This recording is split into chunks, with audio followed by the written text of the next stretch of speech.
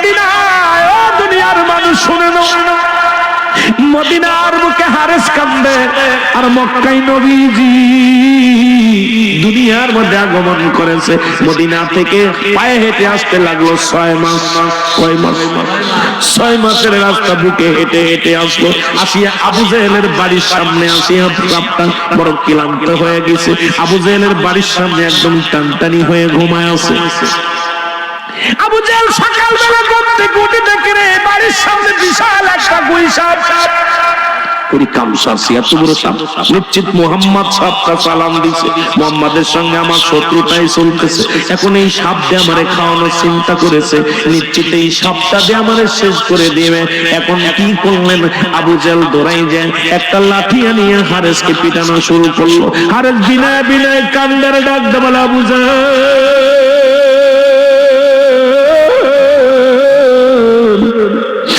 আমার মারিস না, আমি মরে গেলে ক্ষমা পাওয়ার সুযোগ পাবো না। এরে আমি কই সারা, আমি তাওরাত কিতাবের পণ্ডিত, আমি হারেস। ওই মুহাম্মাদের সঙ্গে নূরের নবী রাহমাতুল আলামিনের সঙ্গে বেয়াদবি করার কারণে তার নামটা আমি তাওরাত কিতাব থেকে কাটার কারণে আজকে আমি গুইশান হয়ে গেছি। আমি তোর কাছে ক্ষমা চাই, আমাকে তুই মারিস না, আমি তোর কাছে ক্ষমা চাই। আবু জেহেল আমার গায়ের বাড়ি মারিস না, আমি সহ্য করতে পারি না, মারবি। আমার নবীর কাছে ক্ষমা চাওয়ার পরে আমার নবী যদি ক্ষমা করে দেয় এরপরে আমাকে দুনিয়া থেকে বিদায় কর, একটা সুযোগ দে, রাসূলের রওজা রাসূলের কাছে যাওয়ার একটা সুযোগ করে দেখতে। আবু জেহেল ডাকতে লোকজনের বলে, তোমরা কে কোথায় আছো, লাঠি নিয়ে আসো। আরে মুহাম্মদ সাপ পাঠাইছে আমারে মারার জন্য, আর সাপ বলে ওরে মারতে বারণ করে, একে তো সারা যাবে না, জলদি আয়, লাঠি দিয়ে আয়। লাঠি দিয়া পিটাইয়া আবু বাদাম কি করলেন? হারেসকে পিটাইয়া হাড্ডি গুড্ডি ভেঙে দিলেন। হারেস চোখের পানি ছেড়ে কান্দার বলে, হারেস ডাকতে বলে, আবু জেহেল রে, আর আমি সইতে পারি না, আমি অভিশপ্ত হয়ে মারা যদি যাই রে, আল্লাহর আদালতে আমি কি জবাব দিব?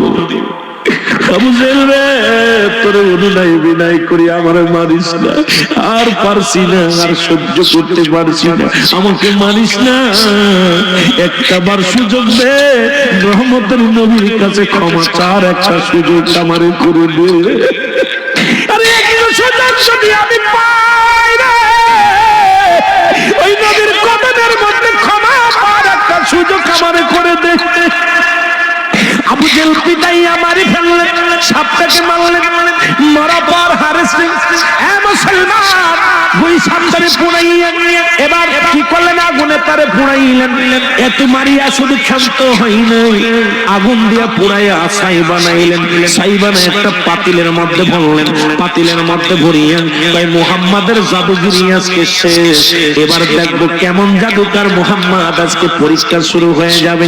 এবার সাপটারে পুড়াইয়া ছাই বানায় নিয়ে একটা পাতিলের মধ্যে নিয়ে নবীজির দরবারে চলে গেলেন। ডাকতে বলে, মুহাম্মদ সাল্লাল্লাহু আলাইহি ওয়াসাল্লাম, ডাকতে বলে, মুহাম্মদ, আব্দুল্লাহর বেটা মুহাম্মদ, শোনো, আমার এই পাতিলের মধ্যে কি আছে যদি বলে দিতে পারো, আমি এক বাক্যে বলতেছি, আমি আবু জেহেল কালেমা পড়ে মুসলমান হয়ে যাব। এক বাক্যে বলতেছি, আমি একটা সেকেন্ড দেরি করব না, কালেমা পড়ে মুসলমান হয়ে যাব। এবার বাজানলে আমার নবী ডাকবে, কয়, চাচা আবু জাহেল শোনো,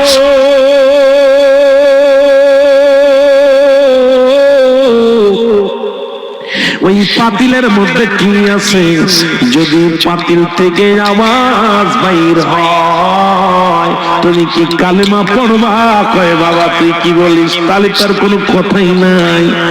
এবার যখন আমার নবীজি আঙ্গুল মুবারক, শাহাদাত আঙ্গুল মুবারক পাতিলের দিকে ধরে বলে, পাতিলের মধ্যে কি আছে? আল্লাহ তার জবান খোলায়া দাও। সঙ্গে সঙ্গে জবান খুলে গেছে, বলে লা ইলাহা ইল্লাল্লাহ মুসা কালিমুল্লাহ। কারণ আমি হলাম মুসা নবীর উম্মত, আমি হারেস মুসা নবীর উম্মত। সঙ্গে সঙ্গে ডাকতে বলে, হুজুর আমি গুইসাপ হয়ে গেছি আপনার নামের সঙ্গে বেয়াদবি করার কারণে। আমি মাপ চাওয়ার জন্য মুসা আলাইহিস সালামের কাছে দরখাস্ত করেছিলাম। মুসা নবী আমার দরখাস্ত কবুল করেছিল। আল্লাহর দরবারে বলে, এ মুসলমান শুনে নাও, এরপরে আমি ক্ষমা চাওয়ার জন্য মক্কা থেকে মদিনা আর মদিনা থেকে মক্কায় আমি 6 মাস লাগছে বুকে হেঁটে আসছি আপনার কদমের মধ্যে একটু ক্ষমা চাওয়ার জন্য। আমি আবু জেহেলের বাড়ির সামনে এসে ক্লান্ত হয়ে যাই, ওখানে একটু বিশ্রামে ছিলাম। উনি আমাকে মারিয়া আমাকে কত অনুনয় বিনয় করেছে, আমার কোনো কথাই শোনে নাই। আবু জেহেল আমাকে পিটাইয়া হাড্ডি গুড্ডি ভাঙিয়া এরপরে আগুনে পুড়াইয়া ছাই বানাইছে। ছাই বানাই পাতিলের মধ্যে রাখছে। আমি হলাম গুইসাপ। জোরে জোরে চিল্লা বলা যাবে না আল্লাহু আকবার। পাতিলটা ফেলে দিছে রে, উনি কাম সারছে। পাতিল ফেলে দিয়ে পাতিল ভেঙে গেছে। গুইসাপ ভিতর থেকে বাইর হয়ে ফুসফুস শুরু করছে। আবু জেহেল কয়, বাতিজা মুহাম্মদ, তোর কালেমা পড়তে খালি সাপটারে ঠেকা বাবা, একটু আমি তোর কালেমা পড়বো, কথা দিছি পড়বো, সাপটা ঠেকা। আরে কয়, হুজুর ও কোনো কথা শুনবে না, ওর কালেমা পড়বে না, ওরে আমি শেষ করে দিব কামড় দিয়া, শেষ করে সাপ